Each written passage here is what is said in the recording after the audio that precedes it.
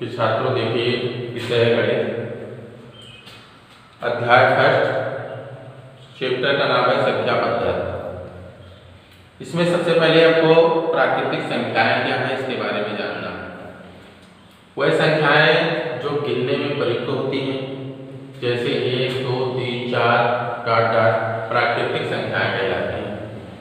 जैसे natural number कहते हैं, यन से लिखते हैं 1, 2, 3, 4, 5। कहने का मतलब है कि जो संख्याएं हम गिनने में प्रयोग करते हैं, 1 से शुरू करते हैं और अनंत तक गिनतियां गिन सकते हैं।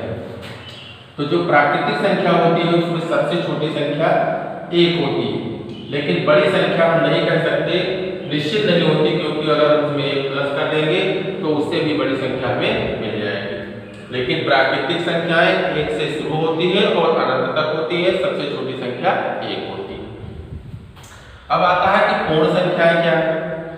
तो यदि हम प्राकृतिक संख्याओं के साथ शून्य को भी सम्मिलित कर लें तो जो संख्या हमें प्राप्त होगी वो पूर्ण संख्याएं होती हैं। जैसे प्राकृतिक संख्याओं के साथ शून्य को सम्मिलित करने पर प्राप्त होने वाली संख्याएं पूर्ण संख्याएं कहलाती हैं। होल नंबर W से प्रदर्शित करते हैं।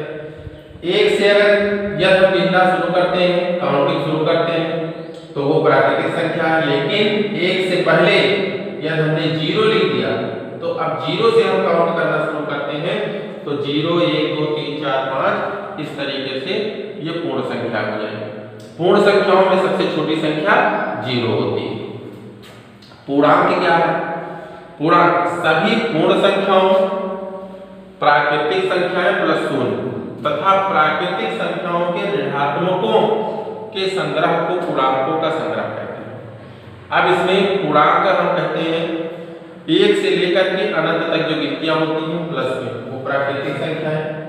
0 सम्मिलित कर लिया जाए तो ये पूर्ण संख्या होगी, और इसके साथ साथ ऋणात्मक संख्याएं जो होंगी, ऋणात्मक प्राकृतिक पूर्णांक जो होंगे उसको भी सम्मिलित कर लिया जाए तो वो पूर्णांक कहलाएगा।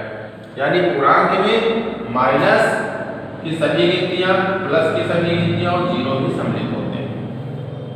परमेय संख्याएं क्या होती हैं? वह संख्याएं जिन्हें हम P/Q के रूप में लिखा जा सकता है। जैसे जहां P और Q पूर्णांक हो और Q does not equal to 0 हो, परमेय संख्या कहलाती है। जैसा बताया गया कि कोई भी किसी भी संख्या को हम परमेय संख्या कह सकते हैं या हम उसको अंश और हर के रूप में लिखें।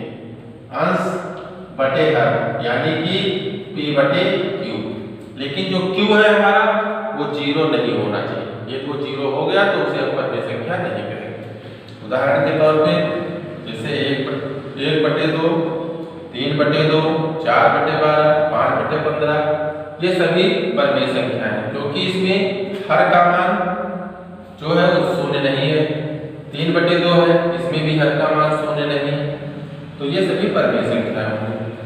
अब नोट, शून्य एक पूर्ण संख्या है परंतु प्राकृतिक संख्या नहीं है। पूर्ण संख्या है क्योंकि प्राकृतिक संख्याएं जो होती है वो 1 से शुरू होती है, लेकिन जब शून्य की बात आती है तो ये शून्य एक पूर्ण संख्या है।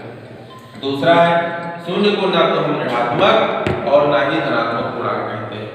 इसके लिए कोई चिन्ह, किसी भी चिन्ह का प्रयोग हम कर सकते हैं। दो परमेय संख्याओं के मध्य अपरिमित रूप से अनेक परमेय संख्याएं होती हैं। दो परमेय संख्याएं जैसे 3 है और 5 है, इसके बीच में अनेकों परमेय संख्याएं हो सकती हैं। दो परमेय संख्याओं सूत्र, दो परमेय संख्याओं, मान लीजिए पहली परमेय संख्या x है, दूसरी परमेय संख्या y है, के मध्य एक परमेय संख्या, इसके बीच की संख्या यदि हमें निकालना है तो इसके लिए हमें सूत्र लिखना पड़ेगा x + y/2, यानी कि 3 + 5/2। 3 + 5 को प्लस करेंगे तो 8/2, यानी कितना आ जाएगा 4। इस तरीके से 3 और 5 के बीच की परमेय संख्या 4 हो जाएगी। अब मान लीजिए दो परमेय संख्याओं के बीच में यन परमेय संख्या यानी कई परमेय संख्याएं ज्ञात करनी है। 5 परमेय संख्या है, 6 परमेय संख्या है, 1 से अधिक परमेय संख्याएं ज्ञात करनी है, तो उसके लिए हम इस सूत्र का प्रयोग करेंगे। सबसे पहले दो परमेय संख्या है x और y, जो y बड़ा है किससे, x से, तो हम सबसे पहले d का मान निकालते हैं। d कैसे निकलेगा, जो बड़ी संख्या है उसमें से छोटी संख्या को माइनस कर देंगे, y माइनस x बटे जितनी परिमेय संख्या हमें निकालनी है, यदि हमें 5 परिमेय संख्या निकालनी है तो यह के स्थान पे 5 लिखेंगे प्लस 1। इस तरीके से जब d की वैल्यू निकल जाएगी तो x और y के मध्य यह परिमेय संख्याएं हम इसमें मान रख देंगे, x plus d, x plus 2d, x plus 3d dot dot x plus d। अब x है आपका, x की वैल्यू होगी उसको लिखेंगे और प्लस d की वैल्यू लिख देंगे, तो ये पहली परिमेय संख्या हो जाएगी, ये दूसरी हो जाएगी, ये तीसरी हो जाएगी। इस तरीके से हम अनेकों परिमेय संख्याएं निकाल सकते हैं।